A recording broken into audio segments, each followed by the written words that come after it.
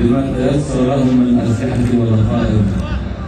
تكثر العمليات ضد الإنجليز ويصبون دام غضبهم على السكان العزل في قرى فلسطين، ويستعين الإنجليز بمن باعوا دينهم وأصبحوا عملاء للاحتلال يتجسسون على الثورة والثوار.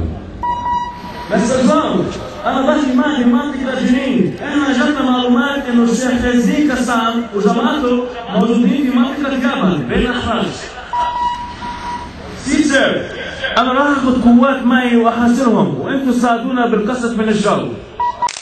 وهكذا يجري العملاء الذين باعوا دينهم وأرضهم مقابل بعض القروش شيخ عز الدين ومن معه للإنجليز، فيحاصرونهم ويقصفونهم بالطائرات والمدافع، ويستشهد الشيخ وكثيرون ممن معه، ولكن الثورة تبقى ويحملها رجال ممن لديهم نخوة وطهارة ودين.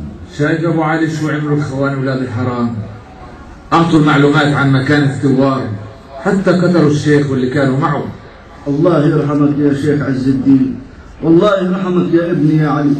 الله يسامحه ابنك علي، لو رد علي ما انقتل.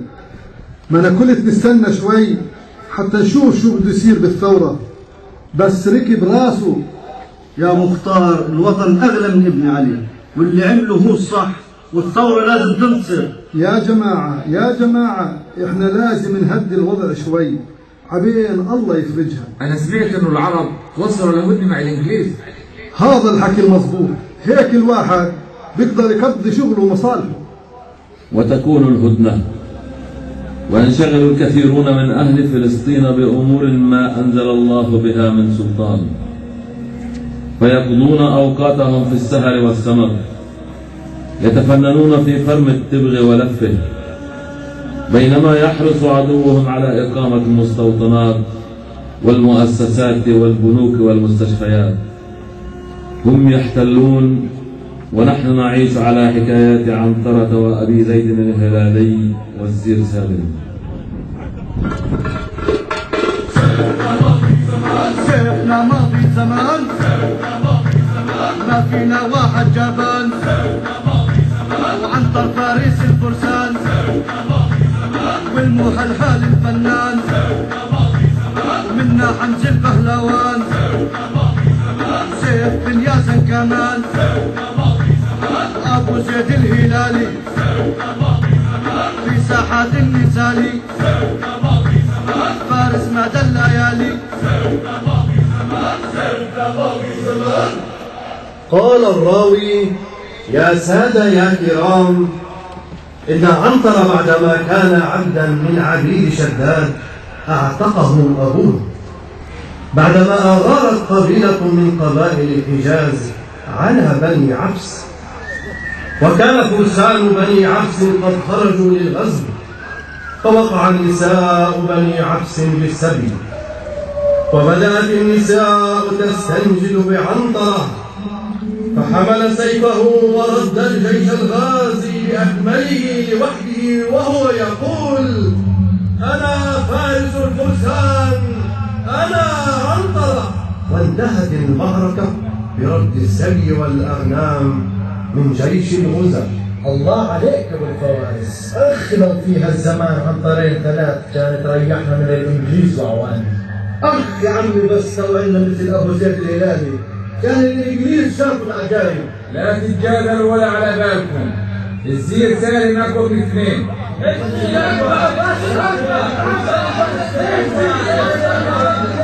يا جماعة صلوا على النبي، انتوا بتكردوا على عنتر وابو زيد، واليهود بياخذوا البلاد بلد ورا بلد، بدل ما تعيشوا على الأوهام روحوا احموا البلاد من اللي بدهم يحتلوها. ليش وين هم اليهود اللي خايف منهم؟ هذول اللي كانوا نسميهم ولاد الميتي.